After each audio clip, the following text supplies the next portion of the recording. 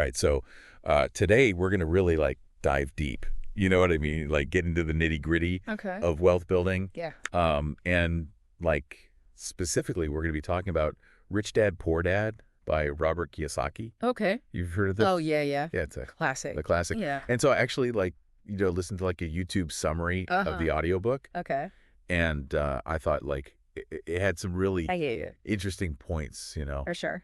and we're gonna like go through those and like really try to like distill Okay. like what are the key takeaways, Awesome. you know what I mean, Yeah, for listeners, so they can like really get a sense of like what this book is all about, for sure. and like how they can like apply it Yeah. to their own lives. Yeah. I think like one of the coolest things about Rich Dad Poor Dad is like how it just totally like changes the way you think about money.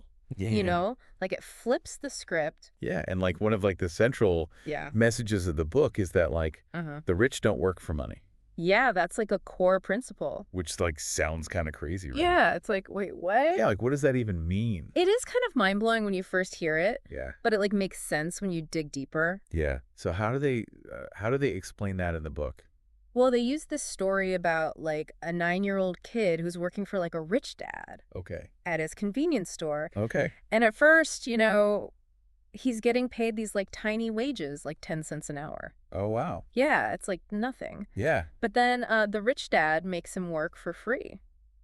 What? Yeah, it's to teach him a lesson, you know? Okay. Like to push him past that like initial discomfort Right. and help him understand like a fundamental principle. Okay. So it's not about like punishing the kid. No, not at all. It's about like teaching him a lesson. Exactly. Yeah. Okay. So what's the lesson? What's the takeaway there? Well, it's about like understanding that trading time for money is like a trap. Okay. Like it's not about just earning a high salary. Yeah. It's about building a system where like your money is working for you, Okay. even when you're sleeping. I see. You know? So it's not about climbing the corporate ladder. Right. It's about owning the ladder. Exactly. Ah. Okay. You're not just trying to climb up someone else's structure. You're Right. building your own. I see. I see. Yeah. And this kind of leads into like another big concept in the book, which is the difference between assets and liabilities, Oh, yeah. That's huge. which I think a lot of people, myself included maybe, Yeah, need to like reevaluate. it's like a fundamental thing that a lot of people just don't get. Right. Yeah. So like how does the book like explain that? Well, they basically argue that like understanding this difference is like crucial Okay. for building wealth. Okay. It's not just like semantics. It's Yeah. like a real thing. Right. Like an asset puts money in your pocket. Okay. You know? Okay. Think like rental income, dividends from stocks, Right. business profits, things like that. Okay. I see. A liability is something that takes money out of your pocket. Okay. So that's like your mortgage, your car payments, Okay. credit card bills. I see. All that stuff. Okay. So like things you owe money on. Exactly. Got it. And like a lot of people think they're building wealth, Yeah. but they're actually just accumulating liabilities. Oh, okay. You know? So like give me an example. Sure. Like they talk about this couple who buy their dream house, Okay. right? Yeah. And they think they're like moving up in the world, Yeah. but they actually end up trapped in this like rat race Oh, okay. because that house Yeah. with its huge mortgage Right. and all the upkeep and the property taxes and all, Yeah. it becomes a liability, Okay. not an asset. Right. Like they thought it was, and so they're stuck working yeah. to pay for this thing. It's like that saying like keeping up with the Joneses. Yeah, totally. Except you end up like financially burdened Yeah, instead of getting ahead. exactly. You're just like running in place. Right. Right. And that's like the opposite of what Yeah. Rich Dad, Poor Dad is trying to teach you. Exactly. So how do you avoid that trap? Well, I think one of the things they emphasize is like the importance of understanding how money flows Oh, in and out of your life, right. you know? So it's not just about like Yeah. how much you make. Yeah, it's not about your income. Yeah. It's about like what you do with it Okay. and like how you manage it. Right, right. And like recognizing the difference between these assets and liabilities is like Yeah. the first step Okay. to like really building wealth. Now, another thing that like the rich dad Yeah. in the book is like a big advocate for Mm-hmm. is owning your own corporation, Yes. which like some people might be like, wait a minute, Wait. I'm not cut out to be an entrepreneur. Right. You know, Totally. is he saying like everyone needs to like No. quit their job and start a business? No, I don't think so. Okay. I think like minding your own business Mm-hmm. doesn't always mean like starting a company. Okay. It's more like a broader concept. Okay. It's about like building assets Yeah. outside of your job, Okay. so Yeah. that could be investments, Yeah. side hustles, anything that like generates income Okay. independent of like your time and effort. Right. So you're not just trading time for money. Okay. So you're creating like multiple streams of income. Exactly. I see. Yeah. And he talks a lot about real estate. Oh, yeah. He loves real estate. Right. Yeah. He thinks it's like one of the best ways to build wealth. And he has an interesting analogy about McDonald's, right? Oh, yeah. Where he's like, Mhm. McDonald's isn't in the burger business. Right. They're in the real estate business. Yeah, he points out that their real wealth comes from owning Oh. like those prime locations, like Right. the land that the restaurants are on. So it's about like the underlying asset Yes. that's generating the income. Exactly. But I'm sure like some people are going to hear that and be like, I don't want to deal with tenants Yeah. or fix toilets. Right. I don't want to fix toilets. Yeah. Yeah. I hear you.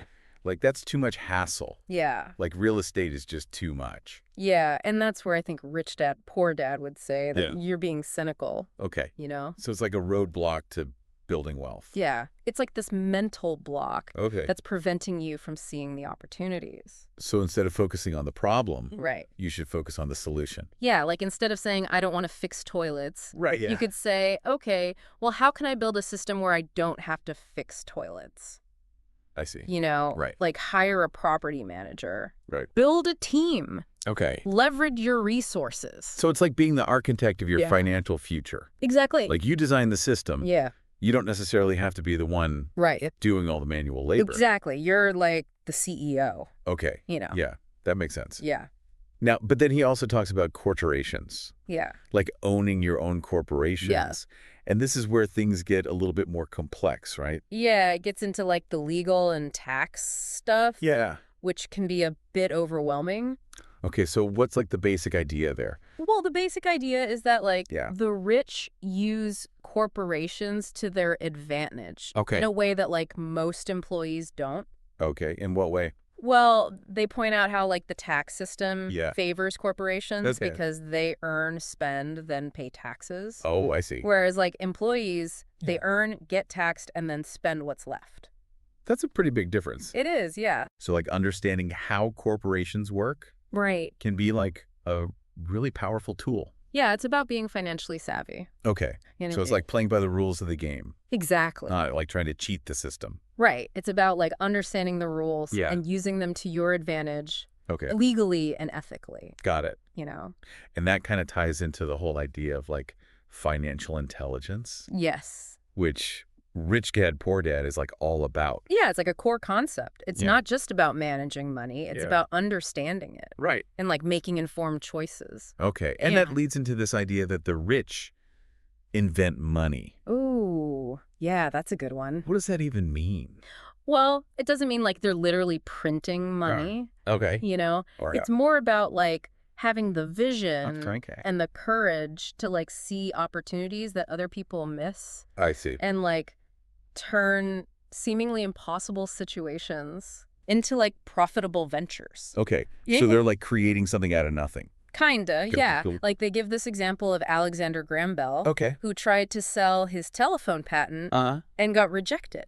Oh, wow. Yeah. I didn't know that. Yeah, like nobody believed in his idea at first, Wow, that's crazy. but he had this vision Yeah. and he persisted Right. and eventually like changed the world. So it shows how like self-doubt can hold people back Yeah, totally. from incredible Take opportunities. time. So it's not just about like being good with numbers. Yeah. It's about like being bold Mm-hmm. and having the confidence Yeah. to like act on opportunities. Totally. Okay, so we've talked about a lot of like the positive aspects Yeah. of like, how to build wealth and Yeah. Rich Dad, Poor Dad's philosophy. Yeah.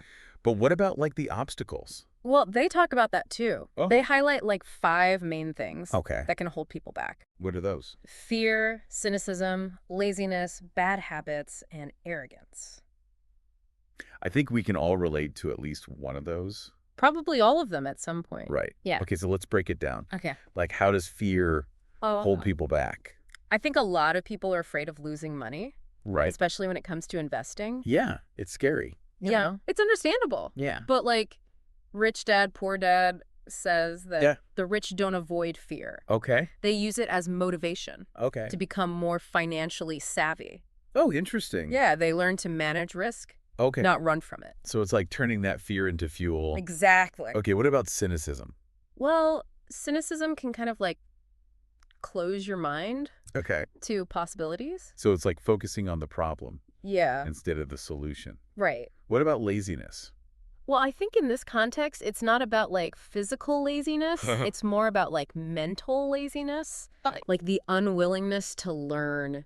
So you have to be proactive about your financial education. Yeah, you gotta take control, Okay. you know? And bad habits. Oh, there are so many bad habits. Like what? Well, like dipping into savings. Yeah, I'm guilty of that. A lot of people do it. Yeah. But like Rich Dad Poor Dad says the rich treat savings as sacred. Okay. Like it's not for spending, it's Right. for investing Okay. and generating more money. So it's like you have to prioritize your financial well-being. Exactly. You know. And arrogance, how does that hold people back? Well, I think arrogance can mask ignorance. Yeah. You know, it's like that I know everything attitude Yeah. that prevents people from seeking expert advice Oh, and continuing to learn. So it's important to have the humility Yeah. to like admit what you don't know Exactly. and seek out people who can help you. Mm-hmm. Okay, so we've covered like a lot of ground here. Yeah. Like the importance of assets over liabilities. Understanding corporations, Yes. overcoming these common obstacles. Right. It's all about developing a strong financial foundation. Yes. That's like the key takeaway. Okay. You know, And Rich Dad Poor Dad like provides some specific steps I do. that you can take Yes. to like build that foundation. And Yeah. we're going to dive into those steps in part 2. Sounds good. So stay tuned. Stay tuned. We'll be right back. All right. Welcome back to our deep dive, into Rich Dad Poor Dad. Yeah. So in part 1, we talked about a lot of the like core principles Mm-hmm. of financial literacy, the difference between assets and liabilities. Yes. And how the rich use corporations to their advantage. Right. But like understanding the rules of the game is like Yeah. only half the battle, right? Exactly. Now we're going to get into like Okay. the tactical stuff. All right. We're going to dive into the 10 steps to financial freedom Love it. that Kiyosaki lays out in Yeah. the book. This is where it gets really practical. Yeah. Yeah. So are you ready to turn Siri into action? I am. Let's do it. Okay, so step 1 Okay. is find a reason greater than reality. Ooh, that's a good one. What did that even mean? Well, it's about like having this powerful why, Okay. you know, Okay. that fuels your financial journey. Okay, so it's not just about wanting to be rich.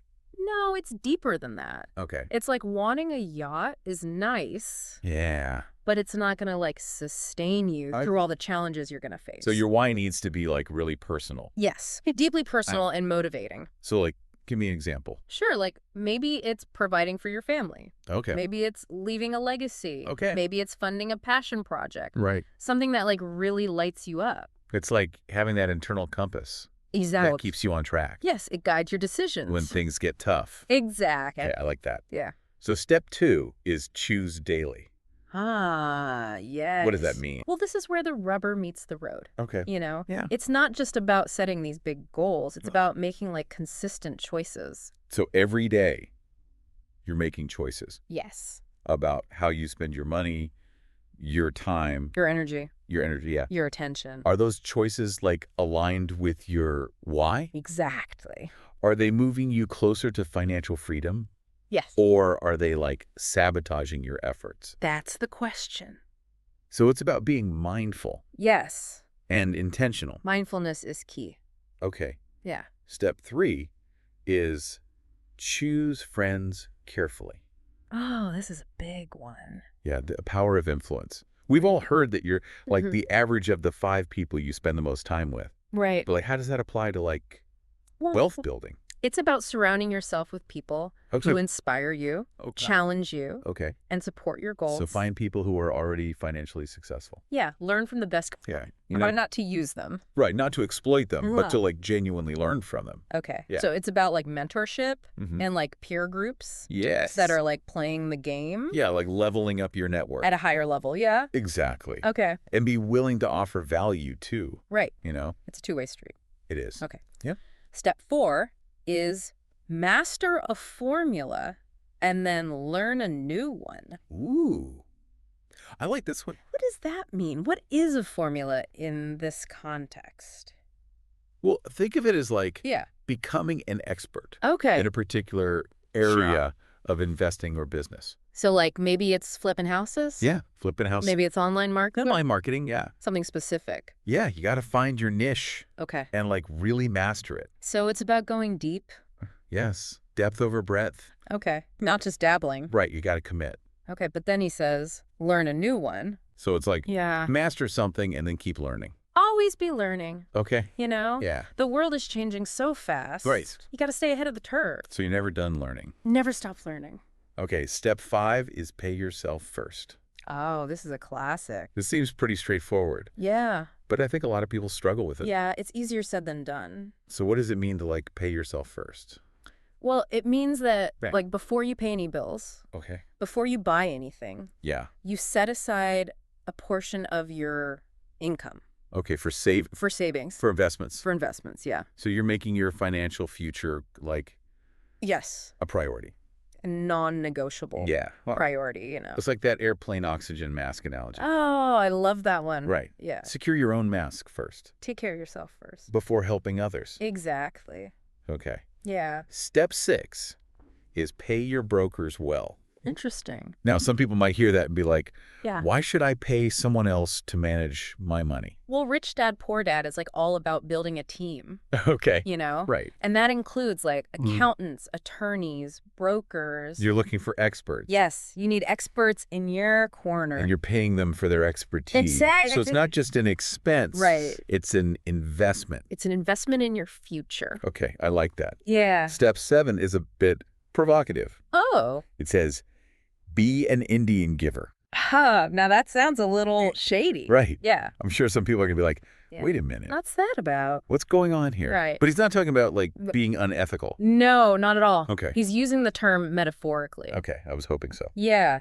He's talking about Yeah. the importance of getting your initial investment back Okay. before you start sharing the profits. So you're securing your financial foundation Exactly. before expanding your generosity. Yes. It's about being strategic. Okay, that makes a lot more sense. Yeah. It's not about being greedy. Right. It's about being smart. Okay. Yeah. Step 8 is use assets to buy luxuries.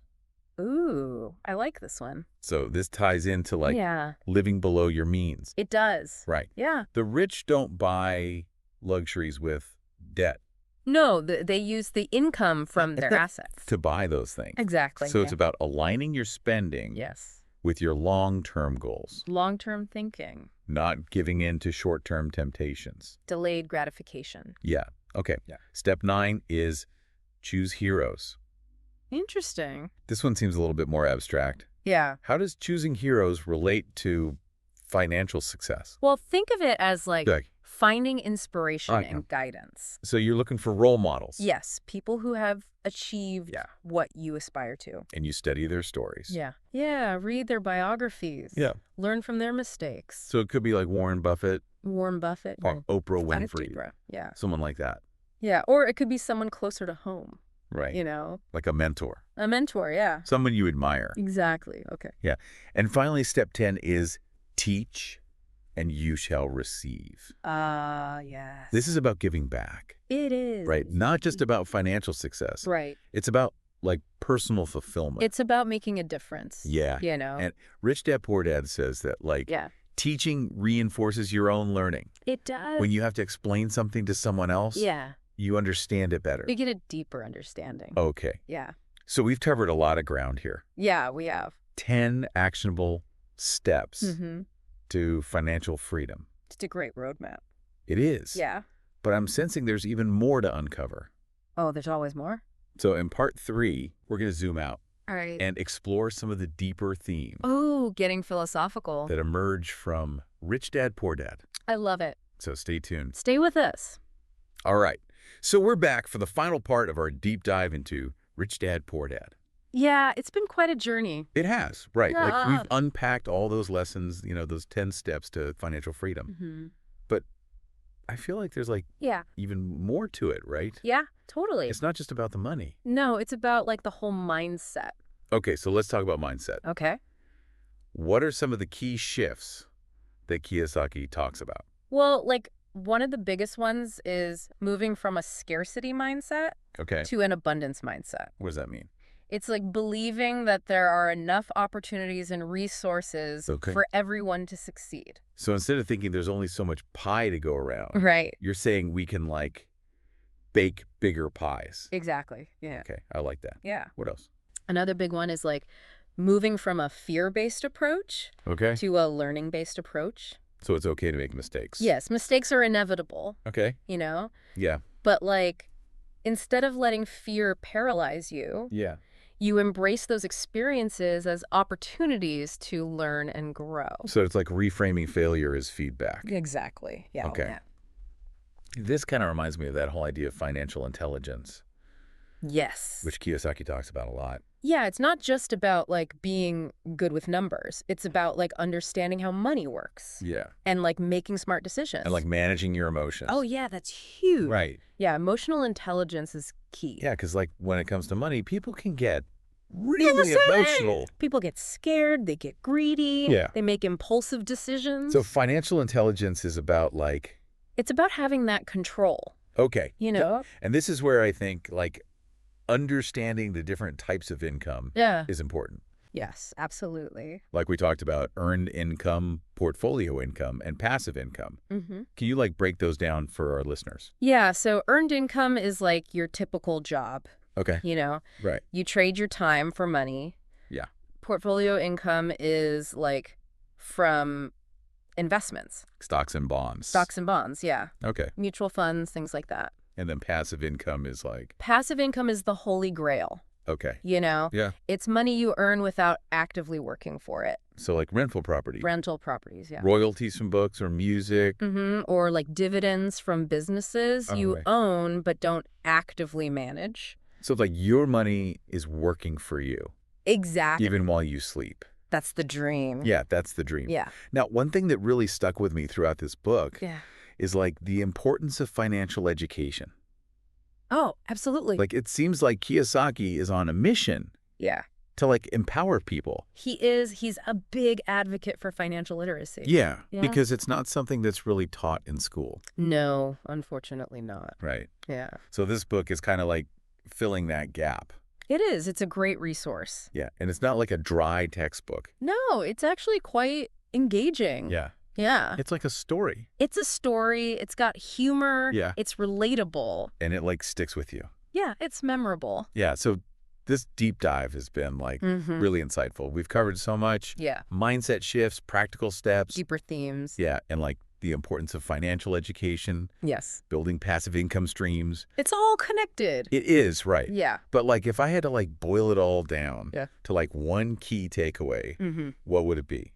I think it's that money is simply an idea. Okay, what does that mean? It means that, like, Yeah. it's not a tangible thing. Uh, It's a representation of value that we've created. so if we change our thinking about money, Mhm. we can change our financial reality. Exactly. That's pretty powerful. It is. Yeah. Like it's not about luck. It's about knowledge, Mm. action. And the willingness to challenge Yeah. conventional wisdom. Okay, I love that. Yeah. Well, thanks for joining us on this deep dive. Yeah, thanks for having me. We hope you learned something I hope so. and that you're feeling inspired to take control Yes. of your financial future. It's all within your reach. Yeah. Until next time, Keep learning keep growing. and keep diving deep.